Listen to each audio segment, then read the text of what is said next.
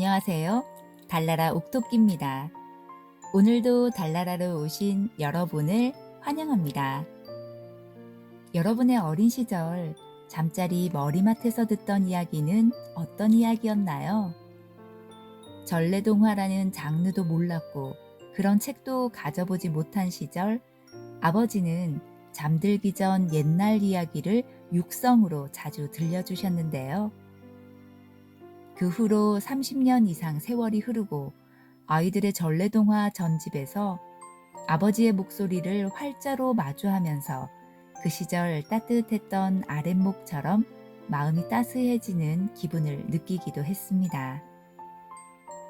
오늘은 그와 반대로 이미 활자화된 이야기지만 저자 이어령 교수님의 육성으로 자동 변환되는 듯한 느낌을 주는 끝나지 않은 한국인 이야기 별의 지도와 함께 하겠습니다. 이 책의 저자 이어령 교수님은 잘 아시다시피 시대의 대표적인 지성으로 살다 지난해 안타깝게도 우리 마음속에 큰 별이 되셨는데요. 큰 어른의 말씀이라 일부분이라지만 낭독이 주저되기도 했습니다. 꼬부랑 할머니의 끝없이 이어지는 꼬부랑 12곡의 이야기처럼 우리 세대를 넘어 그 이후의 이후 세대에까지 전하고 싶었던 선생님의 이야기는 무엇이었는지 여러분과 함께 나눠보고 싶어서 용기를 냈습니다. 우리에게 익숙한 문학 작품들도 함께 실려 있어서 내용이 그리 어렵지 않으니 여러분도 꼭 한번 읽어보시길 추천드립니다. 그럼 도서출판 파란북에서 펴낸 이어령 저자의 별의 지도, 달나라 옥토끼와 함께 펼쳐볼까요?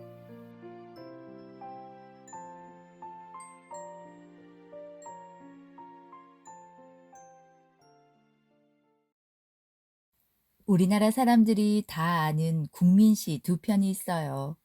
그중 하나가 김소월의 진달래꽃입니다. 그리고 또 하나의 시는 윤동주의 서시입니다. 두 시 모두 각종 시험에 단골 출제되는 시죠. 교과서에 실린 이 시를 학창시절 외웠거나 지금도 외우고 있는 사람이 많을 겁니다.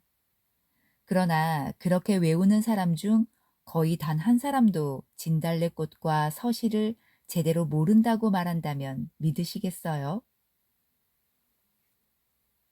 나보기가 역겨워 가실 때에는 말없이 고이 보내드리오리다. 영변의 약산 진달래꽃 아름다다 가실 길에 뿌리오리다. 가시는 걸음걸음 놓인 그 꽃을 사뿐히 들여밟고 가시옵소서. 나보기가 역겨워 가실 때에는 죽어도 아니 눈물 흘리오리다. 자, 진달래꽃을 우리는 이별의 시로 배웠어요. 과연 진짜 그럴까요? 이 시는 나보기가 역겨워 가실 때에는 이라고 시작해요. 가실 때니까 아직 내가 사랑하는 님은 안 갔어요. 이런데 어떻게 이별의 시가 됩니까? 만약 당신이 가신다면 이러이러하겠다는 이야기니까 현재 이 두 사람은 서로를 역겨워도 않고 가지도 않았으며 열렬히 사랑하고 있는 중이에요. 가령 내가 만약 100만 원이 생긴다면 이라고 했는데 시제를 잘못 봐서 아, 이아무개 100만 원 생겼대 라고 오해하는 것과 마찬가지입니다. 이게 영어로 하면 if 가정법이잖아요. 그런데 학교에서 다들 그렇게 가르쳐요. 사랑가가 아닌 이별가로 말이죠. 사랑한다면 당신하고 어디 가서 서로 진달래꽃 꺾어서 뿌리지도 않고 화전이라도 부쳐 먹으면서 오순도순 했어야지. 이건 분명히 이별하는 이야기야 라고 단정하는 시기예요. 그러나 동사의 시제를 잘 보세요.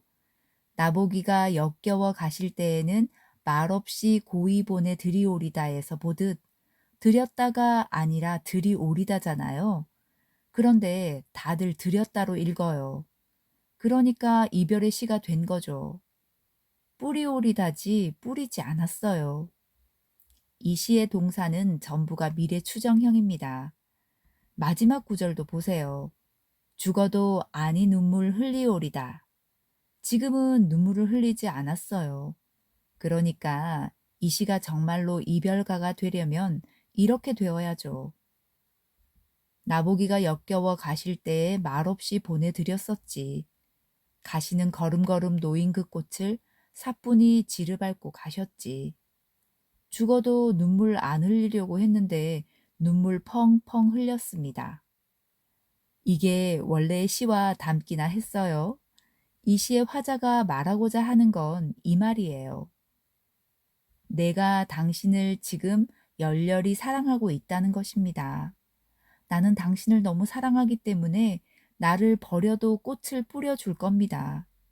나는 눈물도 안 흘릴 겁니다. 이렇게 사랑하는데. 더 정확히 말하자면 이 시는 이별을 가장하여 사랑을 노래한 시예요.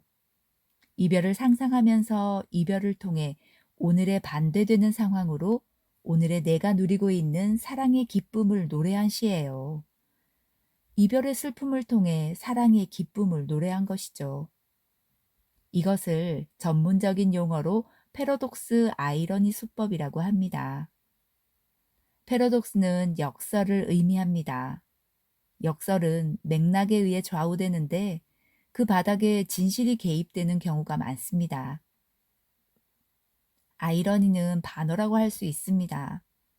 겉으로 하는 진술과 다른 속뜻을 지니는 경우가 많지요.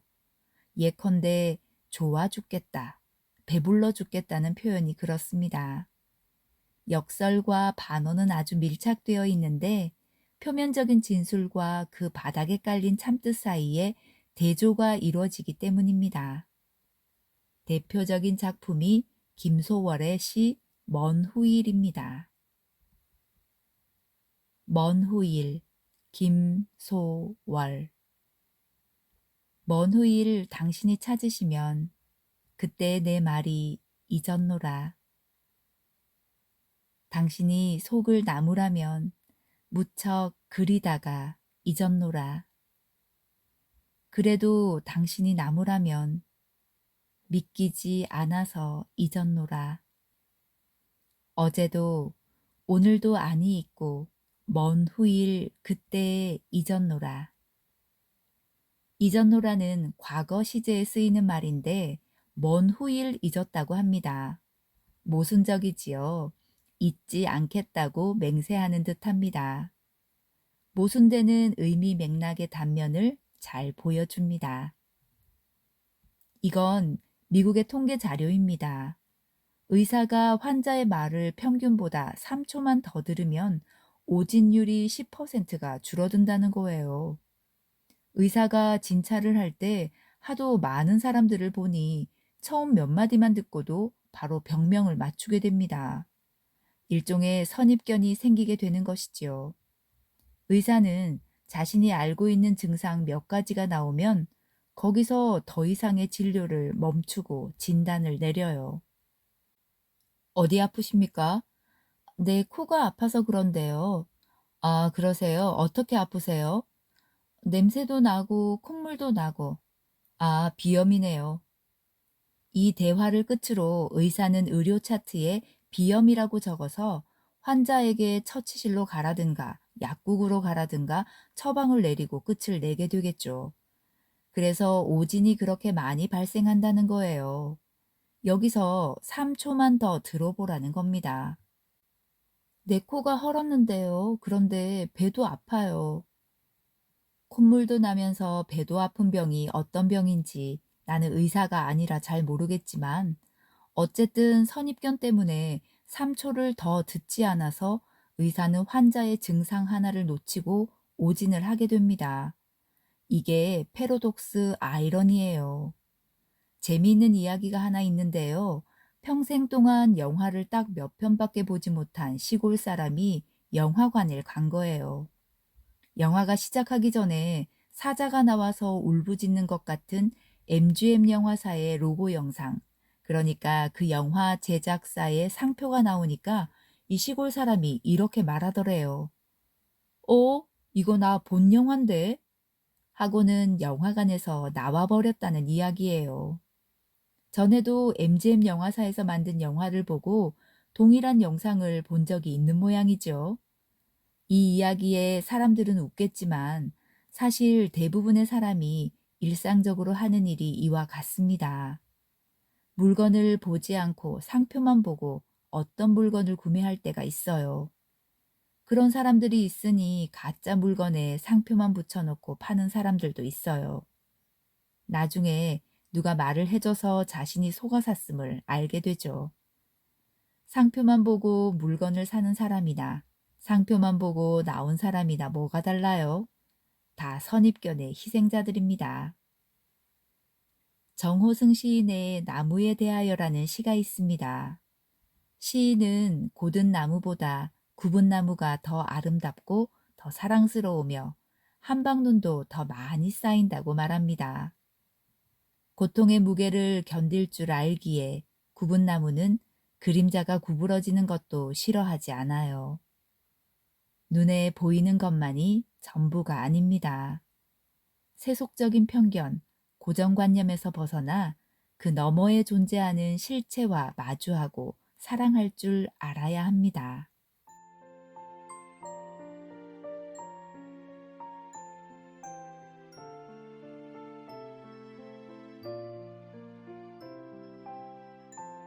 오늘 함께한 이어령 저자의 별의 지도에서는 우리가 흔히 가지는 선입견, 편견, 고정관념에 대한 이야기를 나눠봤습니다.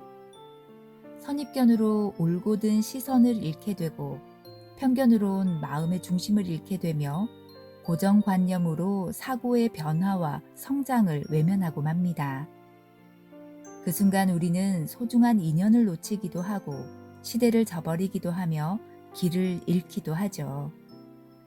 뿐만 아니라 선입견과 편견, 고정관념이 언어로 표현될 땐 또 누군가에게 상처나 폭력이 되기도 합니다.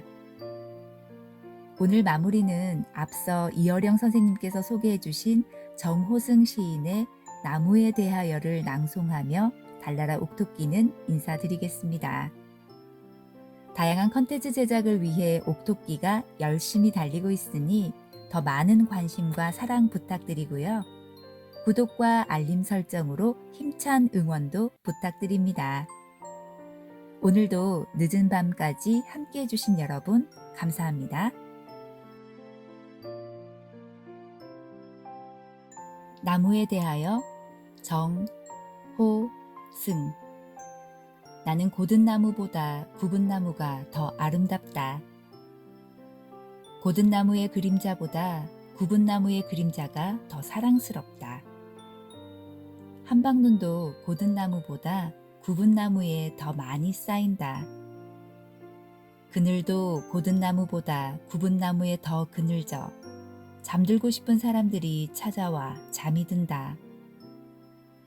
새들도 고든 나뭇가지보다 굽은 나뭇가지에 더 많이 날아와 앉는다.